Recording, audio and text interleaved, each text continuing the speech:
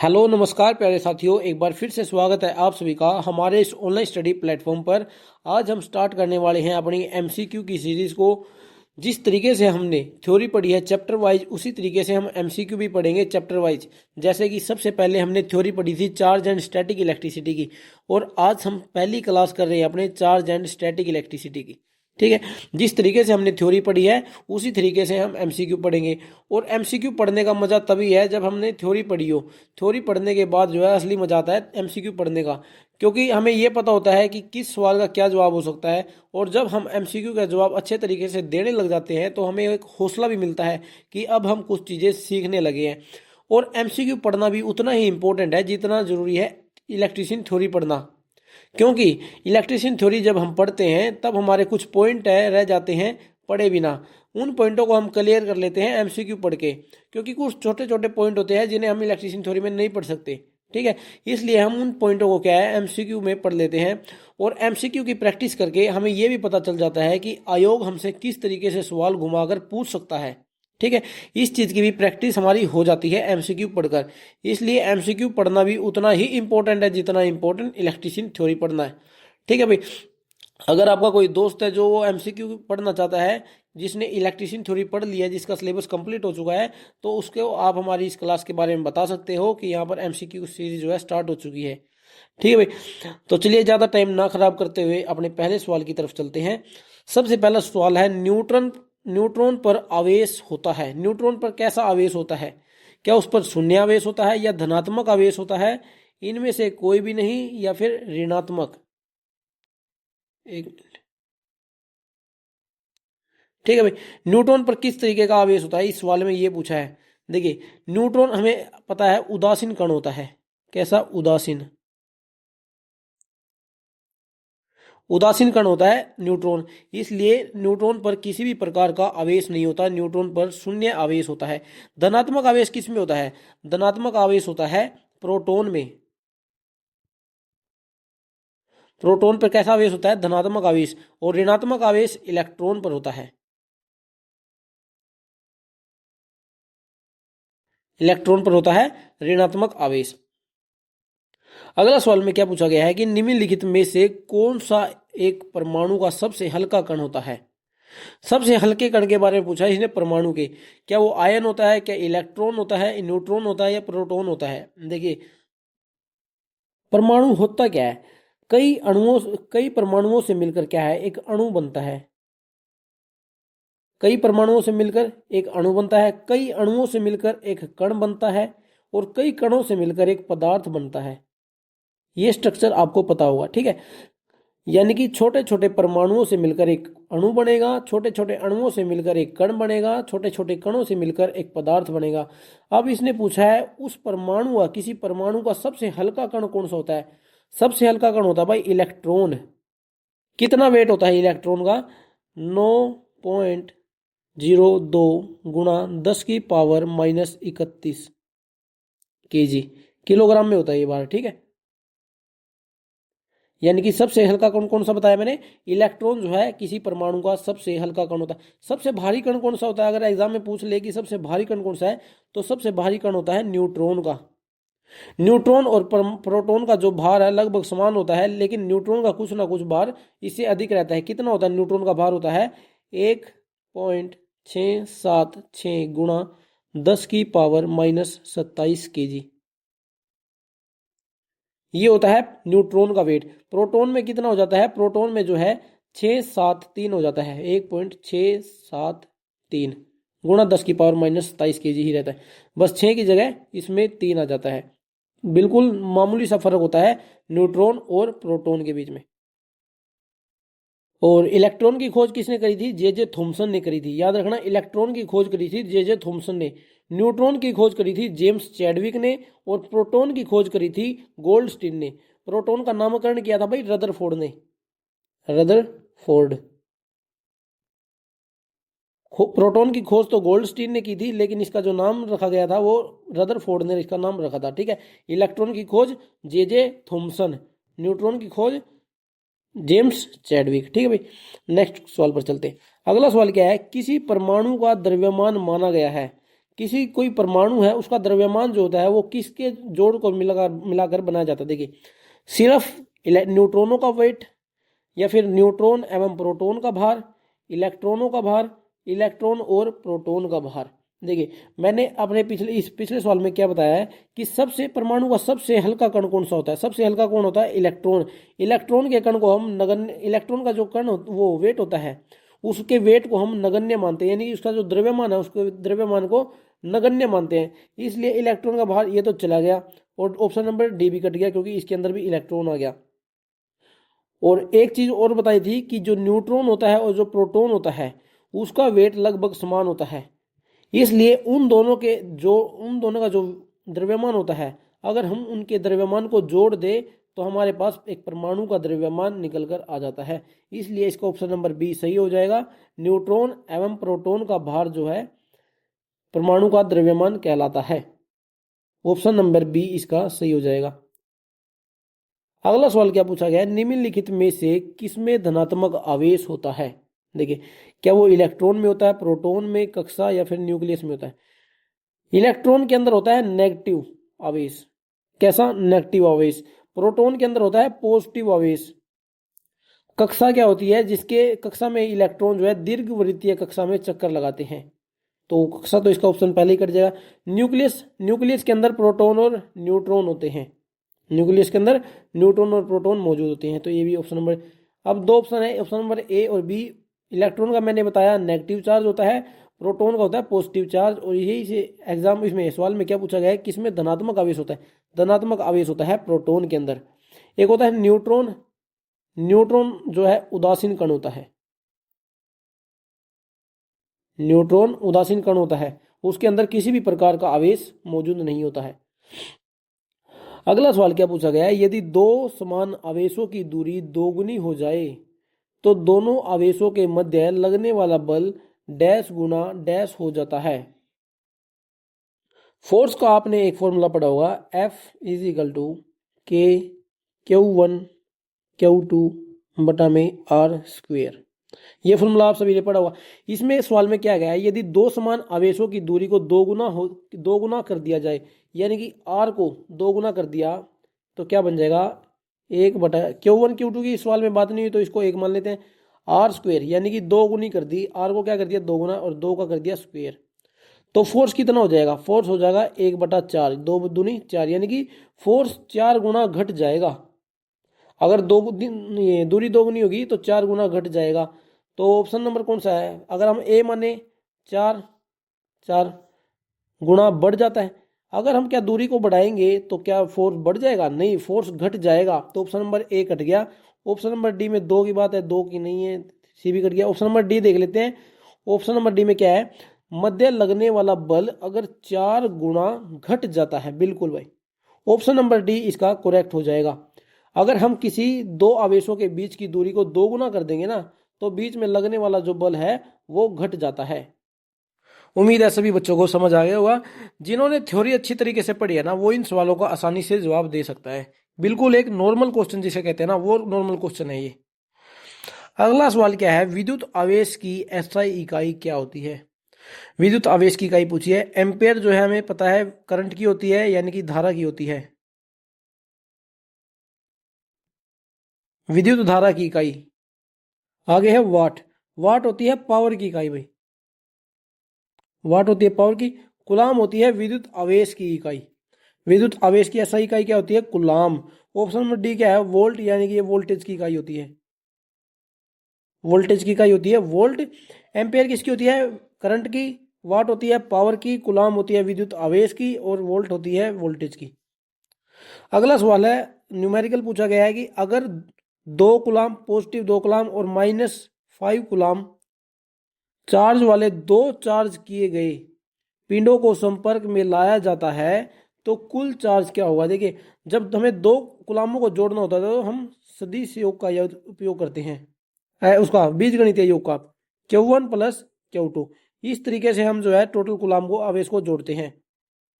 Q1 का मान कितना दिया हुआ है, दो कुलाम, प्लस Q2 का मान दिया हुआ -5, तो इनको जोड़ेंगे तो कितना आएगा, -3 कुलाम। तो -3 कूलम क्या है ऑप्शन नंबर डी में। याद रखना जब भी हमें दो चार्ज को जोड़ना होगा तो हम बीजगणितीय योग के साथ जोड़ते हैं, ठीक है। अगला सवाल है कि निम्न में से किसमें इलेक्ट्रॉन की अधिकता होती है। इलेक्ट्रॉन की अधिकता किसके अंदर होती है ये पूछा है।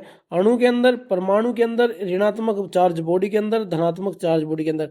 देखो मैंने आपको कहा था इलेक्ट्रॉन जो होते हैं वो ऋणात्मक चार्ज होते हैं। कैसे? ऋणात्मक, यानी कि इलेक्ट्रॉनों के अंदर ऋणात्मक आवेश मौजूद होता है।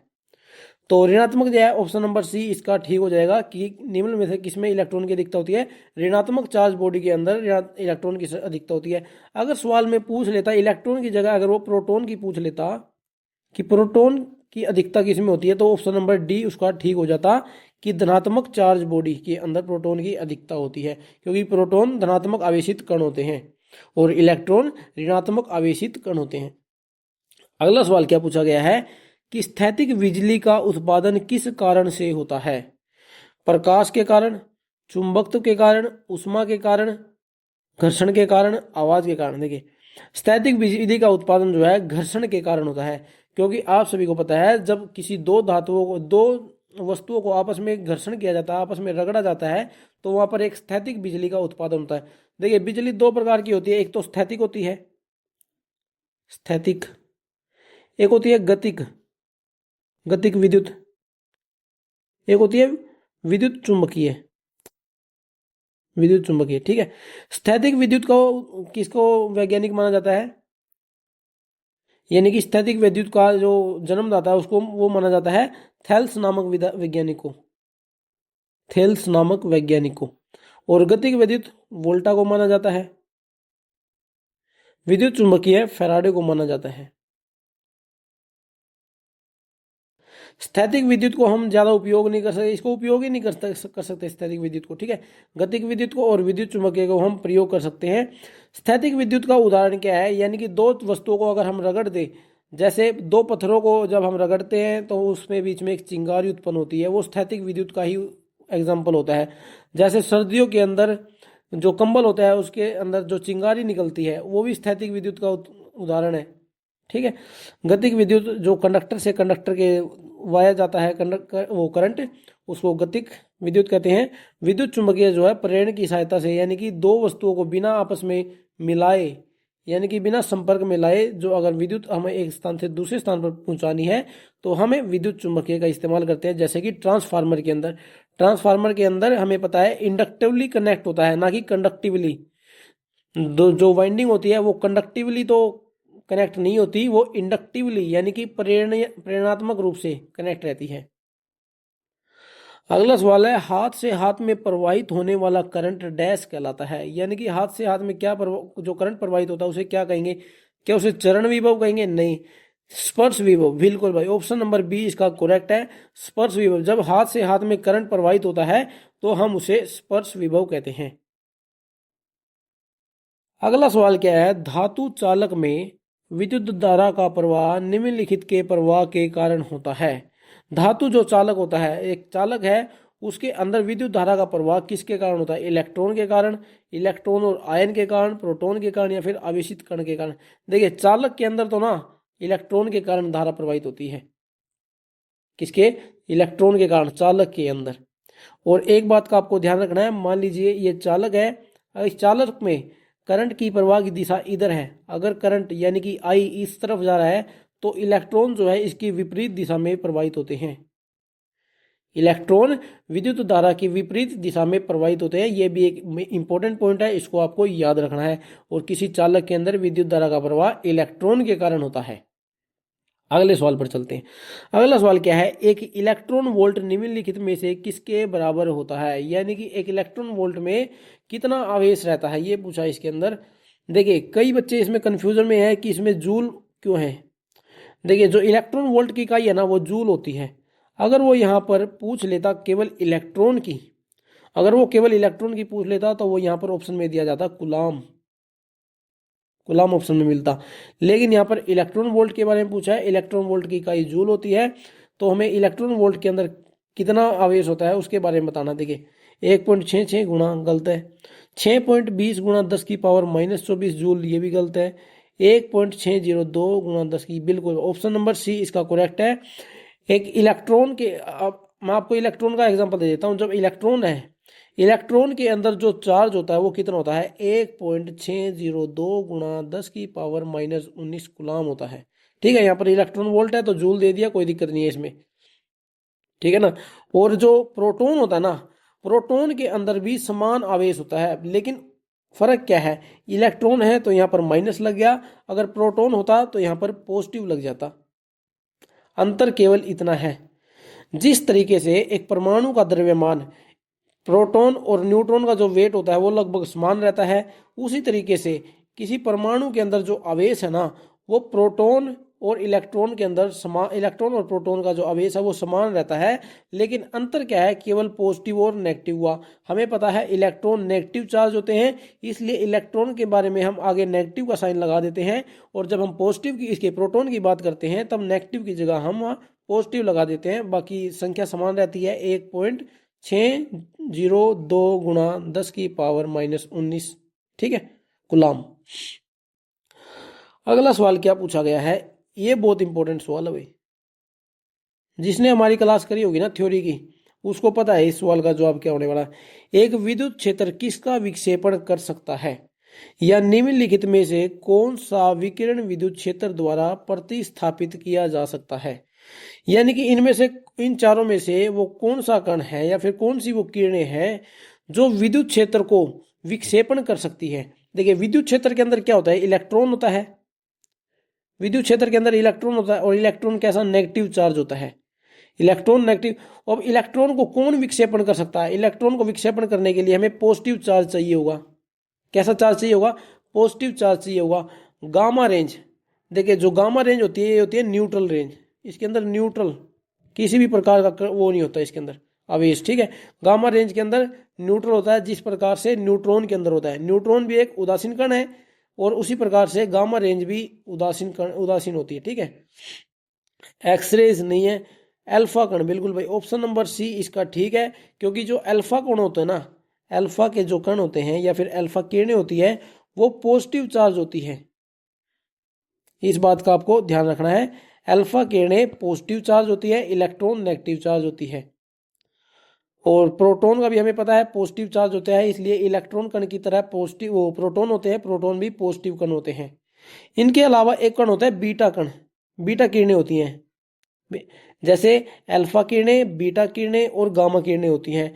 अल्फा किरणें पॉजिटिव चार्ज होती हैं, बीटा किरणें भी नेगेटिव चार्ज होती हैं, और गामा किरणें न्यूट्रल होती है। जिस प्रकार से इलेक्ट्रॉन, प्रोटॉन और न्यूट्रॉन होता है, उसी प्रकार से alpha gamma, alpha beta gamma होते हैं, ठीक है।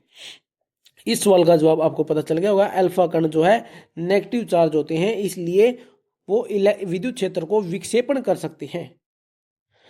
अगला सवाल क्या पूछा गया है कि कूलाम बल तथा गुरुत्वाकर्षण बल समान डैश का पालन करते हैं, यानी कि समान नियम का पालन करते हैं। इनमें से कौन सा ऑप्शन है जिसमें वो समान नियम का पालन करते हैं। देखिए कूलाम में हमने एक फॉर्मूला पढ़ा है, एफ समानुपाती Q1 Q2 बटा में R स्क्वेयर।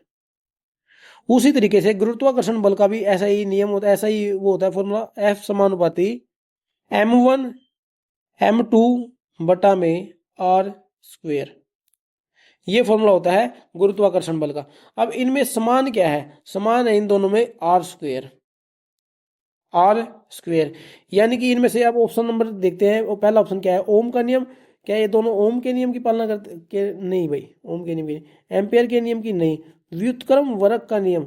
यानी कि R स्क्वेयर क्या है, व्युत्क्रम में है और वर्ग में है, बिल्कुल ऑप्शन नंबर सी इसका सही हो जाएगा। यानी कि कूलाम बल तथा गुरुत्वाकर्षण बल जो है समान व्युत्क्रम वर्ग के नियम का पालन करते हैं। किरचॉफ नियम का नहीं भाई, किरचॉफ का नियम आप सभी ने पढ़ा है। किरचॉफ के दो नियम है, एक धारा का नियम है, एक वोल्टेज का नियम है, ठीक है। इसके बारे में भी पढ़ लेंगे आगे बेसिक इलेक्ट्रिसिटी वाले चैप्टर में, या फिर उसमें डीसी थ्योरी वाले में, सॉरी डीसी थ्योरी वाले में इस चैप्टर को, इस को पढ़ लेंगे किरचॉफ के नियम को। अभी आप ये ध्यान रखिए कि जो कूलाम बल है और वो गुरुत्वाकर्षण बल है, वो व्युत्क्रम वर्ग के नियम का पालन करते हैं। वो हमने देख लिया है कि किस तरीके से। अगला सवाल क्या पूछा गया है कि वोल्टता V से आवेशित एक खोखले गोले के अंदर का विभव यानी कि वोल्टेज कितना होता है। इसको आपको डायरेक्ट याद रखना है कि जो एक खोखला गोला होता है, खोखले गोले के अंदर शून्य वोल्टेज होता है, यानी शून्य विभव होता है। ठीक है, ये भी बहुत इंपॉर्टेंट सवाल है कि खोखले गोले के अंदर का विभव कितना होता है, शून्य होता है। अगला सवाल, बिजली की गति कितनी होती है, ये मैंने आपको बताया हुआ है। बिजली की गति पूछ ले या फिर प्रकाश की गति पूछ ले, लगभग समान से रहती है बिजली की गति और प्रकाश की गति। देखिए कितना पता था, 3 गुणा 10 की पावर 8, 10 की पावर 8 मीटर प्रति सेकंड, ये बताया था। यहाँ पर ये 8, 108 नहीं लगा हुआ है, या 10 की पावर 8 है। ठीक है भाई, 10 की पावर 8 है ये। अब देखिए प्रकाश और बिजली गति की 3 गुणा 10 की पावर 8 मीटर प्रति सेकंड होता है। अब 3 तो इसमें एकदम ऑप्शन में दिया नहीं हुआ, तो 3 के आसपास कौन सा दिया हुआ है, 8.6, 3.8, 1.8, 2.8 जो है 3 के आसपास दिया हुआ है। अब 3 से ज़्यादा तो होने वाली है नहीं, तो 3 से ऊपर वाले के ऑप्शन को पहले ही काट दो। 8.6 तो बहुत ज़्यादा होगी, 3.8 भी ज़्यादा है 3 से, 1.8 इतनी कम नहीं होती, 2.8 जो है 3 के आसपास है। तो हमें 2.8 गुणा 10 की पावर 8 मीटर प्रति सेकंड इसका ऑप्शन सही करना पड़ेगा। अगर ऑप्शन में 3 गुणा 10 की पावर 8 दे दे तो वो सही करना है, नहीं तो जो 3 के आसपास होगा उसको सही करना है। नेक्स्ट सवाल पर चलेंगे। अगला सवाल क्या है, निम्न में से क्या एक वेक्टर राशि है। वेक्टर राशि देखिए, वेक्टर राशि को बोलते हैं सदिश राशि, यानी कि जिस राशि की कोई दिशा हो उसको बोलते हैं वेक्टर राशि या फिर सदिश राशि।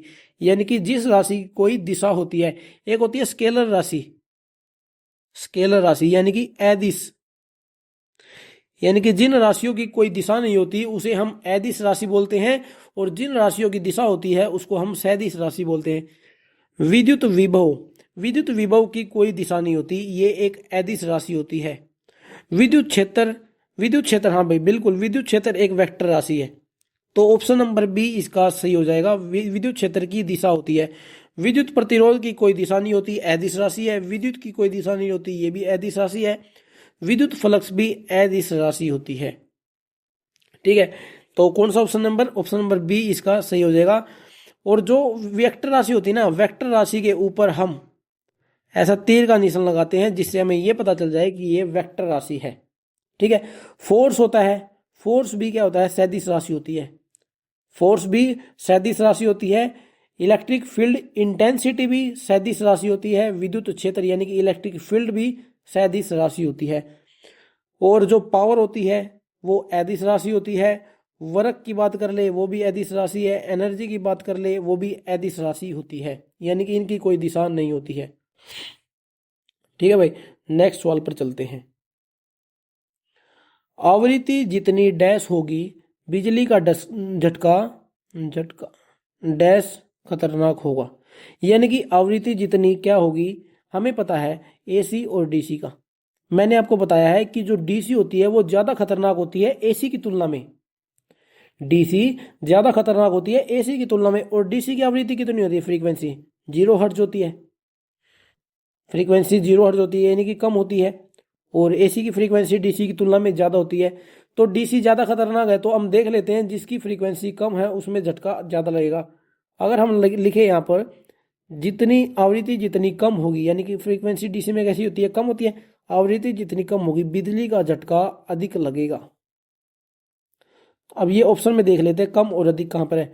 अधिक कम नहीं भाई, अधिक अधिक नहीं, कम अधिक। ऑप्शन नंबर सी इसका सही रहेगा। आवृत्ति जितनी कम होगी बिजली का झटका अधिक खतरनाक होगा। अब जिन बच्चों ने इस सवाल को अच्छे तरीके से पढ़ा है, अब उनके मन में सवाल है क्या इसका ऑप्शन नंबर ए करेक्ट हो सकता है। देखिए भाई, इसका डाउट आपको क्लियर करूंगा। ये डाउट ज़्यादा अच्छा है। देखिए कितना अधिक है, आवृत्ति जितनी अधिक होगी, मान लेते हैं आवृत्ति जितनी अधिक होगी, क्या बिजली का झटका कम और खतरनाक होगा। नहीं, ये ऑप्शन नंबर ए ना इसका हो नहीं सकता। क्यों नहीं हो सकता वो आपको बताता हूँ। देखिए यहाँ पर अधिक फ्रीक्वेंसी की बात करिए, अधिक कितनी, अधिक तो 20,000 हर्ट्ज भी हो सकती है, 20,000 हर्ट्ज भी हो सकती है। अब जो 50 हर्ट्ज की फ्रीक्वेंसी कैसी होती है, 50 हर्ट्ज की फ्रीक्वेंसी इस तरीके से होती है। ठीक है, यानी कि यहाँ पर झटका छोड़ नहीं लगेगा, यहाँ पर होगा जब झटका लगेगा, तेज झटका लगेगा, यहाँ पर छोड़ देगा, यहाँ पर झटका लगेगा, या फिर छोड़ देगा, वो इस तरीके से होगा। लेकिन अब बात करी है हमने फ्रीक्वेंसी ज़्यादा की, अब 20,000 हर्ट्ज की वो वेव फॉर्म कैसी बनेगी, 20,000 वेव की फॉर्म ऐसे बनेगी भाई, 20,000 हर्ट्ज की वेव फॉर्म ऐसे तरीके से बनेगी, बल्कि इससे भी बड़ी बड़ी बनेगी। ठीक है, तो ये किस तरीके की तरह रिएक्ट करेगा, ये डीसी की तरह रिएक्ट करेगा। देखिए फ्रीक्वेंसी आप सभी को पता है क्या होती है, एक सेकंड में कितने चक्कर लगाती है, एक सेकंड में लगाए गए चक्करों की संख्या होती है फ्रीक्वेंसी। अब एक सेकंड के अंदर अगर वो 20,000 चक्कर लगाएगी तो उसकी वेव फॉर्म बहुत ही बड़ी बड़ी बनेगी। ठीक है, अब ये ना डीसी की तरह रिएक्ट करना स्टार्ट कर देगी, किसकी तरह, डीसी की तरह करना रिएक्ट कर देगी, क्योंकि यहाँ पर झटका लगेगा तो इसको ये छोड़ने का मौका ही नहीं देगी, व्यक्ति को जब ये पकड़ लेगी ना तो छोड़ने का मौका ही नहीं देगी, इतनी जल्दी तो ये नीचे से ऊपर आ जाएगी, नीचे से ऊपर आ जाएगी, नीचे से ऊपर आ जाएगी। ठीक है, ये व्यक्ति को छोड़ने का मौका ही नहीं देगी। ठीक है, इसलिए अगर फ्रीक्वेंसी अधिक होगी ना, जितनी अधिक होगी तो बिजली का झटका कम नहीं लगेगा बल्कि अधिक ही लगेगा, क्योंकि वो एक तरीके से डीसी की तरह रिएक्ट करना स्टार्ट कर देगी।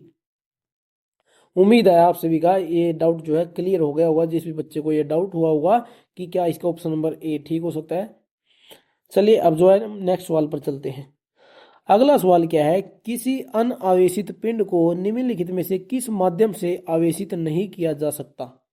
कोई अनावेशित पिंड है, उसको किस माध्यम से जो है आवेशित नहीं किया जा सकता, संवहन के द्वारा यानी कि कंडक्शन के द्वारा, बिल्कुल कंडक्टर का हम प्रयोग करते हैं। आवेशित उसको आवेशित करने के लिए घर्षण का प्रयोग करते हैं, यानी कि दो वस्तुओं को रगड़कर प्रेरण के द्वारा दो वस्तुओं को बिना मिलाए हम वस्तुओं को आवेशित कर सकते हैं। अपने अक्ष पर घूर्णन करके किसी भी प्रकार से हम इस प्रकार से हम आवेशित नहीं कर सकते किसी भी पिंड को। देखिए कंडक्टर का हम सभी को पता है, जब किसी मान लीजिए इस कंडक्टर के अंदर कोई करंट बह रहा है और इस कंडक्टर को हम दूसरे कंडक्टर के साथ टच कर देते हैं तो उस कंडक्टर के अंदर भी करंट बहना स्टार्ट कर देगा। घर्षण क्या है, एक वस्तु के साथ दूसरी वस्तु को अगर हम घर्षण करेंगे, रगड़ेंगे तो तब भी जो है उनको आवेशित किया जा सकता है। प्रेरण क्या है, एक वस्तु यहाँ है और एक वस्तु यहाँ है, विद्युत चुंबकीय के द्वारा हम इसका जो प्रेरण है, इसका जो आवेश है इस वस्तु के अंदर डाल सकते हैं, किसके द्वारा, विद्युत चुंबकीय रेखाओं के द्वारा, किरणों के द्वारा। लेकिन अपने अक्ष पर घूर्णन करके किसी भी प्रकार से हम आवेशित नहीं कर सकते उन पिंडों को। उम्मीद है आप सभी को ये सवाल भी अच्छे तरीके से समझ आ गया होगा। नेक्स्ट क्वेश्चन है, यदि 1 एम्पेयर की धारा किसी लैंप में 100 सेकंड तक प्रवाहित होती है तो उस समय में लैंप से कितना कूलाम आवेशित प्रवाहित होगा। देखो भाई, एक फॉर्मूला होता है Q बराबर IT, Q बराबर IT एक फॉर्मूला होता है। आई सवाल में दिया हुआ है यानी कि एम्पेयर दिया हुआ है, टाइम दिया हुआ है 100 सेकंड, बस इस फॉर्मूले में रख दो, जवाब आ जाएगा। Q बराबर आई कितना दिया हुआ है 1, टाइम कितना दिया हुआ है 100 सेकंड, तो Q का ऑप्शन क्या आ जाएगा 100 गुलाम, 100 गुलाम, 100 गुलाम, ऑप्शन नंबर ई इसका सही रहेगा।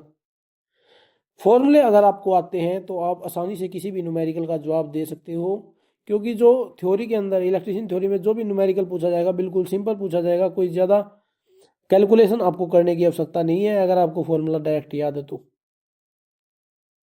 अगला सवाल क्या पूछा गया है, एक संभावित अंतर 12 वोल्ट के साथ दो बिंदुओं पर 2 कूलाम के चार्ज को स्थानांतरित करने में कितना काम कर सकता है। देखिए भाई, काम वर्क का फॉर्मूला आप सभी को एक फॉर्मूला होता है V बराबर वर्क अपॉन कूलाम।